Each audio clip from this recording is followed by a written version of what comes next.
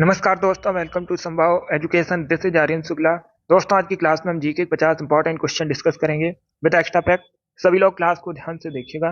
जो extra fact आपको बताया जाए उनको भी ध्यान से सुनिए, क्योंकि परीक्षाओं में उनसे संबंधित क्वेश्चन पूछे जा सकते हैं।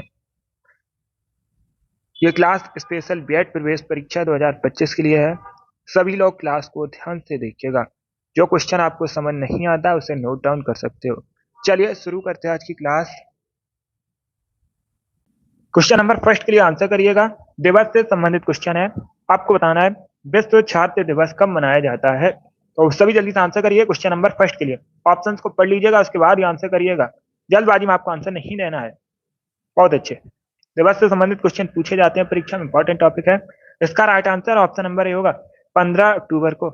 Yes, option number A correct answer है। आप लोग याद रखिएगा, प्रतिवर्ष 15 अक्टूबर को विश्व छात्र दिवस मनाया जाता है। तो option number A correct answer होगा। इसका आंसर करिए क्वेश्चन नंबर 2 का। ये इतिहास से संबंधित क्वेश्चन है, तो पहले क्वेश्चन को समझिएगा, उसके बाद ये आंसर करिए। हड़प नीति के अंतर्गत कौन से भारतीय राज्य कब्जे में किए गए थे। तो ये 4 ऑप्शन आपको दिए गए हैं। इनमें से आपको बताना है कौन से भारतीय राज्य हड़प नीति के अंतर्गत कब्जे में किए गए थे। तो सभी जल्दी से आंसर करिएगा। जिसने भी लाइव सेशन को लाइक नहीं किया है, लाइक कीजिए, शेयर कीजिएगा। चैनल पर नए हैं, चैनल को सब्सक्राइब कीजिए, वाला आइकन को प्रेस कीजिए ताकि सभी नोटिफिकेशन आप तक पहुंच सके। इसका right answer option number A होगा, झांसी, नागपुर और Satara. Yes, option number A correct answer है। हड़प नीति के अंतर्गत झांसी, नागपुर, सतारा ये सभी कब्जे में किए गए थे। तो option number A correct answer होगा। इसका आंसर करिए क्वेश्चन नंबर 3 के लिए। आपको बताना है बाहरी जल की खोज किसने की थी। कैसे हो गए? तो सभी जल्दी से आंसर करिए, बताइए इसका राइट आंसर क्या होगा। बाहरी जल की खोज किसने की थी। Right answer option number B होगा, H C. Urey. Yes, option number B correct answer है। आप लोग याद रखिए, एच.सी. यूरे ने बाहरी जल की खोज की थी। अगर क्वेश्चन और आपसे पूछ सकते हैं, आपसे पूछ सकते हैं बाहरी जल का केमिकल फॉर्मूला क्या होता है, तो आप लोग याद रखिएगा D2O बाहरी जल का केमिकल फॉर्मूला होता है। इंपॉर्टेंट है, परीक्षा में पूछा जा चुका है, फिर से पूछ सकते हैं, इसे आप लोग याद रखिएगा। अब इसका आंसर करिए क्वेश्चन नंबर 4 के लिए। आधुनिक देवनागरी लिपि का प्राचीनतम रूप क्या है। ऑप्शन इस प्रकार है, खरोष्टी, ब्राह्मी, प्रकृति या फिर पाली। इस प्रकार से ऑप्शन हैं। इसका right answer option number B होगा ब्राह्मी, बी करेक्ट आंसर होगा। आधुनिक देवनागरी लिपि का जो प्राचीनतम रूप है ब्राह्मी है। तो option number B correct answer है। अब इसका आंसर करिए क्वेश्चन नंबर 5 के लिए। जो बांग्ला त्योहार है मुक्ता किस जनजाति द्वारा सेलिब्रेट किया जाता है। गारो जनजाति, भूटिया जनजाति, थारू जनजाति या फिर भील जनजाति। तो ऑप्शंस को पढ़िए, उसके बाद ही आंसर करिए। जल्दबाजी में आपको आंसर नहीं देना है। बताइए इसका राइट आंसर क्या होगा। इसका right answer option number A होगा, गारो जनजाति द्वारा मुख्ता सेलिब्रेट किया जाता है बांग्ला त्योहार। Option number A correct answer होगा क्वेश्चन नंबर 5 का। इसका आंसर करिए क्वेश्चन नंबर 6 के लिए। रानी झांसी समुद्री राष्ट्रीय उद्यान की स्थापना कब हुई थी। अब इसी से संबंधित एक क्वेश्चन पूछ सकते हैं, आपसे पूछ सकते हैं जो रानी झांसी समुद्री राष्ट्रीय उद्यान है ये कहां पर है। तो आप लोग याद रखिएगा, अंडमान निकोबार द्वीप समूह में है। कहां पर है? अंडमान निकोबार द्वीप समूह पर है। अभी आपको बताना है स्थापना कब हुई थी। तो सभी जल्दी से आंसर करिए, बताइए इसका राइट आंसर क्या होगा। आंसर आप लोग दीजिएगा, राइट या रॉन्ग आंसर करिए। इसका right answer option number A होगा 1996 में। या तो option number A correct answer है। 1986 सॉरी 96 में रानी झांसी समुद्री राष्ट्रीय उद्यान की स्थापना हुई थी 1996। Option number C correct answer होगा। अब इसका आंसर करिएगा क्वेश्चन नंबर 7 का। ज्योग्राफी से संबंधित क्वेश्चन है, चंद्र ग्रहण कब घटित होता है। तो सभी जल्दी से आंसर करिए, बताइए राइट आंसर क्या होगा। ये वाली डेली क्लास होती है शाम को 8 बजे। टाइम को याद रखिएगा, टाइम से सेशन को ज्वाइन कीजिए। अब इसका आंसर करिए क्वेश्चन नंबर 7 का। चंद्र ग्रहण आपको बताना है कब घटित होता है, क्या करेक्ट आंसर होगा। इसका right answer option number B होगा, पूर्णिमा के दिन, बी करेक्ट आंसर होगा। सी करेक्ट आंसर नहीं होगा। इसका right answer option number B होगा। आप लोग याद रखिएगा, पूर्णिमा के दिन चंद्र ग्रहण घटित होता है। तो option number B correct answer है। अब इसका आंसर करिए क्वेश्चन नंबर 8 के लिए। यह भी परीक्षा में पूछा जा चुका है, प्रश्न प्रीवियस ईयर क्वेश्चन है। आपको बताना है भारत के विधानसभा का संवैधानिक सलाहकार कौन था। सॉरी, संविधान सभा का पूछा गया है। तो सभी जल्दी से आंसर। बहुत अच्छे। देखिएगा इसका right answer option number C होगा, B N. Rau. C correct answer है। भारतीय संविधान के संवैधानिक सलाहकार थे B N. Rau. Option number C correct answer होगा। बाकी अगर हम ऑप्शन की बात करें, सभी लोग ध्यान से सुनिएगा, इंपॉर्टेंट है। चारों ऑप्शन से परीक्षा में क्वेश्चन पूछे जाते हैं, आपसे पूछ सकते हैं। भारतीय संविधान सभा के स्थायी अध्यक्ष कौन थे? तो आप लोग याद रखिएगा डॉक्टर राजेंद्र प्रसाद, आगे चलकर भारत के पहले राष्ट्रपति भी बने थे और ये 12 वर्षों तक भारत के राष्ट्रपति रहे थे। बाकी option number B, Jawaharlal Nehru Bharat के पहले प्रधानमंत्री थे और भारत के पहले विदेश मंत्री भी थे। ऑप्शन नंबर डी, डॉक्टर सच्चिदानंद सिन्हा, ये भारतीय संविधान सभा के अस्थायी अध्यक्ष थे। तो इनको आप लोग याद रखिएगा। अब इसका आंसर करिए क्वेश्चन नंबर 9 के लिए। भारतवर्ष के लिए इंडिया शब्द का प्रयोग सबसे पहले किसने किया था? भारत के लिए इंडिया शब्द का प्रयोग सबसे पहले किसने किया था? सभी इसका आंसर करिए। इसका right answer option number A होगा, हेरोडोटस। ए करेक्ट आंसर होगा। ये ग्रीक थे, ग्रीक के थे, आप लोग याद रखिएगा। हेरोडोटस ग्रीक के थे, इन्होंने सबसे पहले इंडिया शब्द का प्रयोग किया था। तो option number A correct answer होगा क्वेश्चन नंबर 9 का। इसका आंसर करिएगा क्वेश्चन नंबर 10 का। ज्योग्राफी से संबंधित क्वेश्चन है। कल सुबाई शिखर निम्न में से किस भारतीय राज्य में स्थित है? तो सभी जल्दी से आंसर करिए क्वेश्चन नंबर 10 के लिए। बताइए राइट आंसर क्या होगा। तो कल सुबाई शिखर है, ये भारत के किस राज्य में स्थित है? इसका right answer option number C होगा, महाराष्ट्र। सी करेक्ट आंसर होगा। महाराष्ट्र में आप लोग याद रखिएगा कल सुबाई शिखर। अब सभी लोग ध्यान से सुनिएगा, आपसे पूछ सकते हैं परीक्षा में, महाराष्ट्र की सबसे ऊंची चोटी कौन सी है? इंपॉर्टेंट क्वेश्चन है, सभी लोग याद रखिएगा। अगर पूछी जाए सबसे ऊंची चोटी कौन सी है महाराष्ट्र की, तो आप लोग याद रखिएगा कल सुबाई शिखर महाराष्ट्र की सबसे ऊंची चोटी है। इंपॉर्टेंट है, पूछा जा सकता है ये प्रश्न परीक्षा में। अब इसका आंसर करिएगा क्वेश्चन नंबर 11 के लिए। आपको बताना है 1909 में भारतीय राष्ट्रीय कांग्रेस का लाहौर में अधिवेशन हुआ था। कहां पर हुआ था? लाहौर में अधिवेशन हुआ था 1909 में। इसकी अध्यक्षता किसने की थी? तो सभी जल्दी से आंसर करिए क्वेश्चन नंबर 11 के लिए। सी करेक्ट आंसर होगा, मदन मोहन मालवीय। इन्होंने बनारस हिंदू विश्वविद्यालय की स्थापना भी की थी और सी करेक्ट आंसर है इस प्रश्न का। सभी ने राइट आंसर दिया इस बार। अब इसका आंसर करिएगा क्वेश्चन नंबर 12 के लिए। आपको बताना है अंगूर में कौन सा एसिड पाया जाता है? सभी जल्दी से आंसर करिए। अंगूर में मुख्यतः कौन सा एसिड पाया जाता है? Oxalic acid, lactic acid, tartaric acid या फिर एस्कॉर्बिक एसिड? तो इसका right answer option number C होगा, टार्ट्रिक एसिड पाया जाता है अंगूर में। अब इसका आंसर करिएगा क्वेश्चन नंबर 13 के लिए। न्याय सूत्र के लेखक कौन है? सभी जल्दी से आंसर करिए क्वेश्चन नंबर 13 का। महर्षि गौतम करेक्ट आंसर होगा। न्याय सूत्र से संबंधित कौन है, किसने रचना किया? तो आप लोग याद रखिएगा महर्षि गौतम करेक्ट आंसर होगा इसका। अब इसका आंसर करिएगा क्वेश्चन नंबर 14 का। किस भारतीय राज्य में लाई हरोबा उत्सव मनाया जाता है? मुख्यतः पूछा गया है। क्या पूछा गया? जो लाई हरोबा उत्सव है, ये मुख्यतः कहां पर सेलिब्रेट किया जाता है? मुख्यतः किस राज्य से संबंधित है? कर्नाटका, गोवा, केरला या फिर मणिपुर? तो इसका right answer option number D होगा, मणिपुर। सी करेक्ट आंसर नहीं होगा। इसका राइट आंसर क्या होगा? मणिपुर करेक्ट आंसर होगा। मुख्यतः मणिपुर में सेलिब्रेट किया जाता है लाई हरोबा उत्सव। Good evening.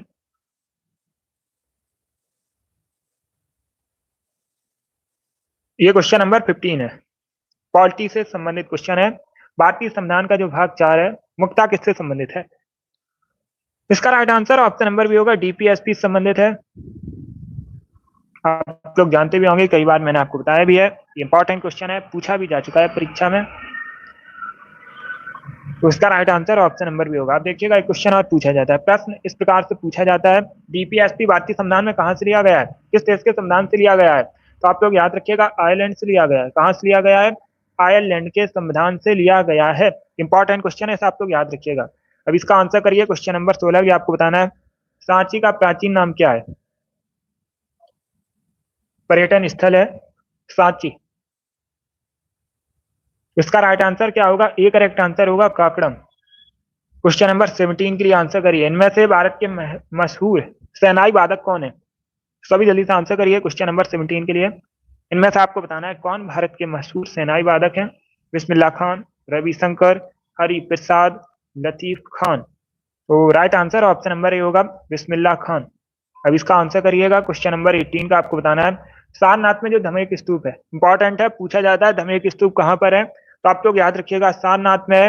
अब प्रश्न में क्या पूछा गया? प्रश्न में पूछा गया है जो निर्माण है किस काल में हुआ था? मौर्य, कुषाण, शुंग या फिर गुप्त? Good evening. तो इसका right answer option number A होगा, मौर्य काल में। इसका राइट आंसर क्या होगा? Option number A correct answer है।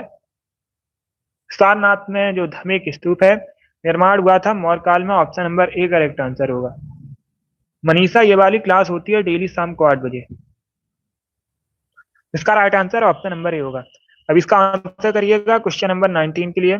आपको बताना है जो दरिंगबाड़ी हिल स्टेशन है इनमें से किस राज्य में है? सभी जल्दी से आंसर करिए क्वेश्चन नंबर 19 के लिए। ऑप्शंस को पढ़िए उसके बाद ही आंसर करिए। दरिंगबाड़ी हिल स्टेशन आपको बताना है इनमें से कहां पर है। पहले ऑप्शंस को पढ़ लीजिएगा उसके बाद ही आंसर करिएगा।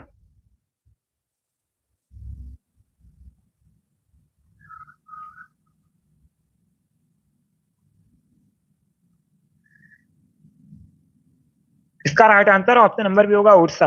बी करेक्ट आंसर होगा। क्वेश्चन नंबर 19 का option number B correct answer है। आप लोग याद रखिएगा दरिंगबाड़ी हिल स्टेशन उड़ीसा राज्य में है, तो option number B correct answer है। अब इसका आंसर करिएगा क्वेश्चन नंबर 20 का। सभी जल्दी से आंसर करिए। क्वेश्चन नंबर 20 के लिए आपको बताना है माउना लोआ नामक सक्रिय ज्वालामुखी निम्न में से किस देश में स्थित है? तो सभी जल्दी से आंसर करिए क्वेश्चन नंबर 20 के लिए। बताइए राइट आंसर क्या होगा।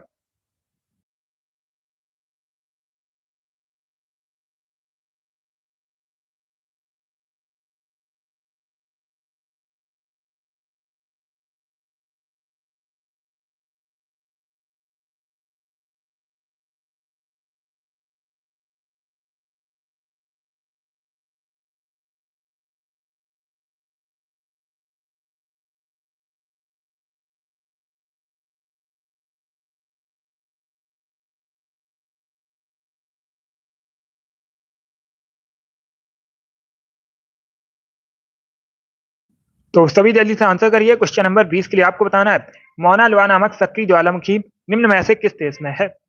Bharat, USA, China, Russia. इस प्रकार से ऑप्शन है। इसका right answer option number B होगा, USA. Yes, B correct answer है। मौना लोआ नामक सक्रिय ज्वालामुखी जो है अमेरिका में है। Option number B correct answer है। अब इसका आंसर करिएगा क्वेश्चन नंबर 21 के लिए। सभी जल्दी से आंसर करिए। प्रश्न इस प्रकार से, निम्न में से कौन सा अभिलेख कलिंग नरेश खारवेल से संबंधित है? यह अच्छा क्वेश्चन है, तो सभी जल्दी से आंसर करिए। ऑप्शंस को पढ़िए उसके बाद ही आंसर करिएगा। इसका right answer option number A होगा, हाथी गुम्फा। कहां पर है? उड़ीसा में। इंपॉर्टेंट है, ये भी पूछ सकते हैं कहां पर है, तो आप लोग याद रखिएगा उड़ीसा में है। किससे संबंधित है? यह अभिलेख कलिंग नरेश खारवेल से संबंधित है। अब इसका आंसर करिएगा क्वेश्चन नंबर 22 के लिए। अच्छा क्वेश्चन है। 1975 में पहले विश्व कप क्रिकेट की मेजबानी किसने की थी? सब इसका आंसर करिएगा। 1975 में पहले क्रिकेट विश्व कप की मेजबानी निम्न में से किसने की थी? South Africa, England, Bharat, Australia. इस प्रकार से ऑप्शन है। देखिएगा इसका राइट आंसर क्या होगा? बी करेक्ट आंसर होगा, इंग्लैंड। प्रश्न को आप लोग समझिए, बी करेक्ट आंसर होगा। आपसे पूछा गया मेजबानी किसने की थी, right answer option number B होगा, इंग्लैंड। अगर पूछ लेते, सभी लोग ध्यान से सुनिएगा, 1975 में जो पहला क्रिकेट विश्व कप हुआ था इसमें जीत कौन किसकी हुई थी, विजेता कौन बना था, तो आप लोग याद रखिएगा साउथ अफ्रीका। विजेता कौन बना था? साउथ अफ्रीका बना था। ये इंपॉर्टेंट है, इसे याद रखिएगा। अब इसका आंसर करिए क्वेश्चन नंबर 23 के लिए। किस ग्रंथि को मास्टर ग्रंथि भी कहते हैं? तो right answer option number B होगा, पीयूष ग्रंथि को। इसका राइट आंसर क्या? Option number B correct answer है। आप लोग याद रखिएगा मास्टर ग्लैंड किसे कहा जाता है? पीयूष ग्रंथि को। Option number B correct answer होगा। अब इसका आंसर करिए क्वेश्चन नंबर 24 के लिए। आपको बताना है विश्व में सबसे अधिक रेशमी वस्त्र का उत्पादन किस देश में होता है? चाइना, इंग्लैंड, यूएसए या फिर रशिया? तो इसका right answer option number A होगा, चाइना में। यस, विश्व में सबसे अधिक रेशमी वस्त्र का जो उत्पादन है ये रशिया में होता है, सॉरी चाइना में होता है। तो इसका राइट आंसर क्या होगा? चाइना करेक्ट आंसर है। क्वेश्चन नंबर 24 का option number A correct answer होगा, चाइना में होता है विश्व में सबसे अधिक रेशमी वस्त्र का उत्पादन। इसका आंसर करिए क्वेश्चन नंबर 25 के लिए। भूमध्य आपको बताना है निम्न में से किस राज्य से संबंधित है या किस राज्य में स्थित है, किस धर्म से संबंधित है? तो आप लोग याद रखिएगा बौद्ध धर्म से संबंधित है। ये किससे संबंधित है? बौद्ध धर्म से संबंधित है। अभी प्रश्न में पूछा गया किस राज्य में स्थित है, तो वेस्ट बंगाल करेक्ट आंसर होगा इसका। इसका आंसर करिए क्वेश्चन नंबर 26 के लिए। सूर्य के चारों ओर घूमने वाले ग्रहों की कुल संख्या कितनी है? हमारे सौर परिवार में आपको बताना है सूर्य के चारों ओर घूमने वाले ग्रहों की कुल संख्या कितनी है। तो इसका right answer option number B होगा 8। कितने ग्रह हैं टोटल? टोटल आपसे पूछी गई है संख्या, कुल संख्या पूछी गई है, 8 करेक्ट आंसर होगा। अब इसका आंसर करिए क्वेश्चन नंबर 27 के लिए। दलाल स्ट्रीट आपको बताना है निम्न में से कहां पर है? न्यू दिल्ली, लंदन, पेरिस या फिर मुंबई में? तो सी करेक्ट आंसर होगा मुंबई में। इसका राइट आंसर क्या है? Option number C correct answer है। आप लोग याद रखिएगा, जो दलाल स्ट्रीट है ये मुंबई में स्थित है। इसका right answer option number C होगा। यस, मुंबई करेक्ट आंसर है। क्वेश्चन नंबर 28 के लिए आंसर करिएगा। ऊर्जा के रूपांतर के समय नियत रहता है, क्या नियत रहता है? स्थितिज ऊर्जा, गतिज ऊर्जा, कुल ऊर्जा या फिर रासायनिक ऊर्जा? तो इसका right answer option number C होगा, कुल ऊर्जा। ऊर्जा के रूपांतर के समय नियत रहती है कुल ऊर्जा, सी करेक्ट आंसर होगा। इसका आंसर करिए क्वेश्चन नंबर 29 के लिए। आपको बताना है संयुक्त राष्ट्र संघ का प्रतीक चिन्ह क्या है? ये क्वेश्चन नंबर 29 है। सभी जल्दी से आंसर करिए, बताइए राइट आंसर क्या होगा। यूनाइटेड नेशंस का आपको बताना है प्रतीक चिन्ह क्या है। तो संयुक्त राष्ट्र संघ के प्रतीक चिन्ह में जैतून की पत्तियां बनी हैं। क्या करेक्ट आंसर होगा? सी करेक्ट आंसर होगा। जैतून की पत्तियां बनी हुई हैं, ऑप्शन नंबर सी इसका राइट आंसर है। अब इसका आंसर करिएगा क्वेश्चन नंबर 30 के लिए। पॉलिटी से संबंधित क्वेश्चन है। प्रश्न इस प्रकार से है, राज्य सरकार का कार्यकारी अध्यक्ष कौन होता है? तो सभी जल्दी से आंसर करिए, बताइए इसका राइट आंसर। ऑप्शंस को पढ़िएगा उसके बाद ही आंसर करिए, जल्दबाजी में आंसर आपको नहीं देना है। इसका right answer option number B होगा, राज्यपाल। बी करेक्ट आंसर होगा। गवर्नर करेक्ट आंसर होगा। राज्य सरकार का कार्यकारी अध्यक्ष पूछा गया है तो गवर्नर करेक्ट आंसर होगा इसका। यस, राज्यपाल करेक्ट आंसर है। अब इसका आंसर करिए क्वेश्चन नंबर 31 के लिए। आपको बताना है राष्ट्रीय आपदा प्रबंधन प्राधिकरण के अध्यक्ष कौन होते हैं? सभी जल्दी से आंसर करिए, बताइए राइट आंसर क्या होगा। राष्ट्रीय आपदा प्रबंधन प्राधिकरण के अध्यक्ष पूछे गए हैं प्रधानमंत्री, गृह मंत्री, राष्ट्रपति या फिर स्वास्थ्य मंत्री? तो इसका right answer option number A होगा, प्राइम मिनिस्टर। राष्ट्रीय आपदा प्रबंधन प्राधिकरण के अध्यक्ष होते हैं प्रधानमंत्री, प्राइम मिनिस्टर। इसका आंसर करिएगा क्वेश्चन नंबर 32 के लिए। आपको बताना है वॉलीबॉल की एक टीम में खिलाड़ियों की संख्या कितनी होती है? वॉलीबॉल जो है श्रीलंका का राष्ट्रीय खेल है। ये पूछा हुआ क्वेश्चन है कि श्रीलंका का राष्ट्रीय खेल क्या है, तो आप लोग याद रखिएगा वॉलीबॉल। वॉलीबॉल की एक टीम में खिलाड़ियों की संख्या होती है कुल 6। सी करेक्ट आंसर होगा। क्वेश्चन नंबर 32 का option number C correct answer है। अब इसका आंसर करिएगा क्वेश्चन नंबर 33 के लिए। सूरीनाम की राजधानी आपको बताना है क्या है, कैपिटल बताइएगा। सूरीनाम की राजधानी पारामार्बो करेक्ट आंसर होगा। सूरीनाम की राजधानी क्या है, कैपिटल क्या है? कैपिटल है Paramaribo, option number B correct answer होगा। अब इसका आंसर करिए क्वेश्चन नंबर 34 के लिए। प्रश्न इस प्रकार से है, भारत सरकार की एक प्रमुख योजना उड़ान किससे संबंधित है? उड़ान जो है पूछ लेते हैं किससे संबंधित योजना है, तो आप लोग याद रखिएगा भारत सरकार की एक प्रमुख योजना है, नागर विमानन से संबंधित है। Option number B correct answer होगा इसका। क्वेश्चन नंबर 32 का बी करेक्ट आंसर है। इसका आंसर करिएगा क्वेश्चन नंबर 35 के लिए। आपको बताना है हड्डियों एवं दांतों के निर्माण में मुख्य घटक कौन सा है? डी करेक्ट आंसर होगा। काफी इजी क्वेश्चन है, कैल्शियम, फास्फोरस, ये दोनों होते हैं मुख्य घटक। तो option number D correct answer होगा। अब इसका आंसर करिएगा क्वेश्चन नंबर 36 का। आपको बताना है पोटेशियम की खोज किसने की थी? पोटेशियम को किससे रिप्रेजेंट किया जाता है, के से रिप्रेजेंट किया जाता है? इंपॉर्टेंट क्वेश्चन है, पूछा जाता है पोटेशियम को किससे रिप्रेजेंट करते हैं, के से रिप्रेजेंट करते हैं। क्यों करते हैं? क्योंकि पोटेशियम का जो लैटिन नेम है कैलियम होता है। और अभी इसमें पूछा गया है खोज करता कौन थे, किसने खोज की थी? तो आप लोग याद रखिएगा हम्फ्री डेवी ने खोज की थी, Humphry Davy. Option number A correct answer है। इसका आंसर करिए क्वेश्चन नंबर 37 के लिए। साउथ पोल पर पहुंचने वाले पहले व्यक्ति कौन थे? तो सी करेक्ट आंसर होगा, एमंडसेन। इसका राइट आंसर क्या होगा? सी करेक्ट आंसर होगा। आप लोग याद रखिएगा साउथ पोल पर पहुंचने वाले पहले व्यक्ति थे एमंडसेन। अब इसका आंसर करिए क्वेश्चन नंबर 38 के लिए।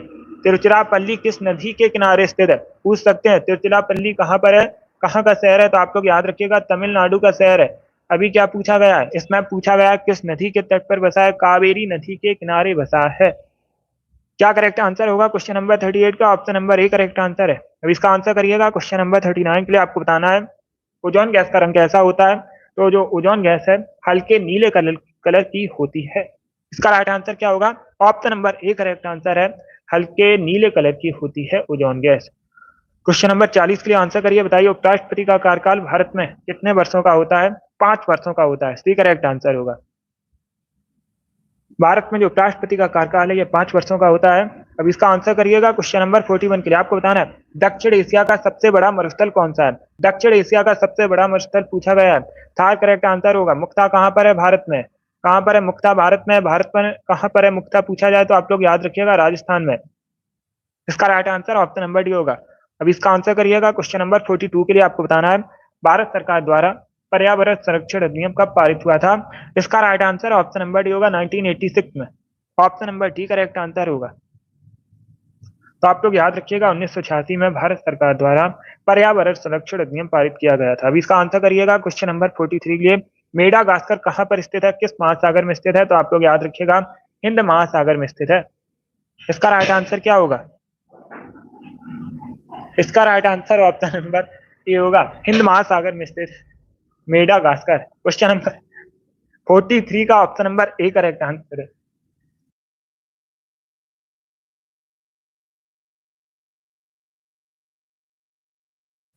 इसका आंसर करिएगा। क्वेश्चन नंबर 44 के लिए ज्योग्राफी से संबंधित क्वेश्चन है मेघ गर्जन वायुमंडल की किस परत में होता है? राइट आंसर क्या होगा? बी करेक्ट आंसर होगा क्षोभ मंडल में। या तो option number B correct answer है। आप लोग याद रखिएगा जो मेघ गर्जन है वायुमंडल के क्षोभ मंडल में होता है। अब देखिए सबसे निचली परत है, यही प्रश्न पूछा जाता है। प्रश्न पूछा जाता है वायुमंडल की सबसे निचली परत कौन सी है? तो आप लोग याद रखिएगा क्षोभ मंडल। इंपॉर्टेंट क्वेश्चन है, इसे आप लोग याद रखिएगा। 45 के लिए आंसर करिएगा। भारत का सबसे पुराना आपको हाईकोर्ट बताना है, तो सभी जल्दी से आंसर करिए। बताइए इसका राइट आंसर क्या होगा? ए करेक्ट आंसर होगा कलकत्ता उच्च न्यायालय। या तो option number A correct answer है। आप लोग याद रखिए भारत का सबसे पुराना हाईकोर्ट है कलकत्ता हाईकोर्ट। अब इसका आंसर करिए। क्वेश्चन नंबर 46 के लिए आपको बताना है डोगरी भाषा मुख्यतः कहाँ बोली जाती है? तो right answer option number A होगा जम्मू कश्मीर में। या तो option number A correct answer है। आप लोग याद रखिएगा जो डोगरी भाषा है मुख्यतः जम्मू कश्मीर में बोली जाती है। इसका आंसर करिए। क्वेश्चन नंबर 47 के लिए आपको बताना है भारत की जो भू सीमाएं हैं कितने देशों के साथ मिलती हैं? सबसे अधिक किस देश के साथ लगी है भारत की जो सीमा है? बांग्लादेश के साथ। सबसे अधिक बांग्लादेश के साथ बॉर्डर शेयर करता है, सबसे कम इंपॉर्टेंट है अफगानिस्तान के साथ शेयर करता है। इसका right answer option number C होगा 7 देशों के साथ जुड़ी हुई है। अब इसका आंसर करिए। क्वेश्चन नंबर 48 के लिए आपको बताना है निम्नलिखित अंग्रेजों में से वह कौन था जिसने सबसे पहले भगवत गीता का अंग्रेजी में अनुवाद किया था? तो उस अंग्रेज का नाम बताइए सबसे पहले जिसने भगवत गीता का अंग्रेजी में अनुवाद किया था। इसका right answer option number B होगा Charles Wilkins. B correct answer होगा। क्वेश्चन नंबर 48 का option number B correct answer है। अब इसका आंसर करिए। क्वेश्चन नंबर 49 के लिए विश्व डाक दिवस कब मनाते हैं? तो 9 अक्टूबर को मनाया जाता है प्रतिवर्ष विश्व डाक दिवस।